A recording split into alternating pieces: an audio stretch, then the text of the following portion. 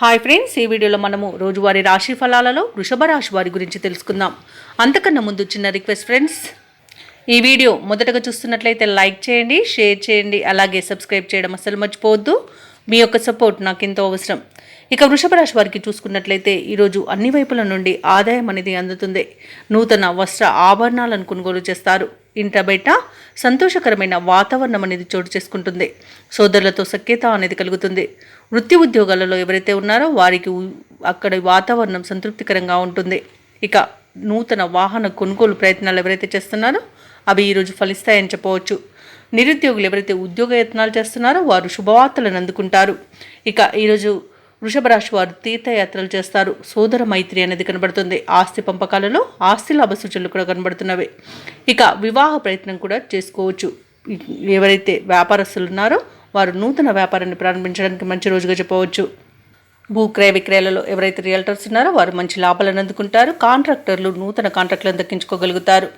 ఇక ఈరోజు మీ యొక్క మాట తీరుతో అందరినీ ఆకట్టుకుంటారు. సమాజంలో ప్రముఖుల పరిచయంతో మీకు లబ్ధి అనేది చేకూరుతుంది.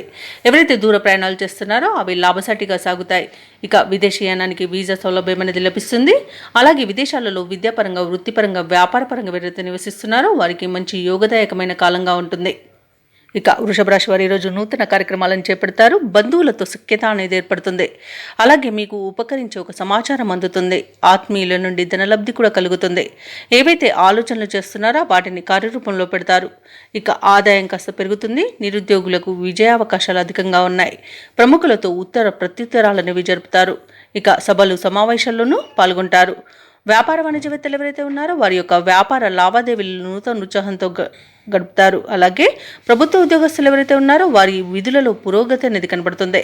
ఇక పారిశ్రామికవేత్తలకు, రాజకీయవేత్తలకు ఉత్సాహంగా ఉంటుంది.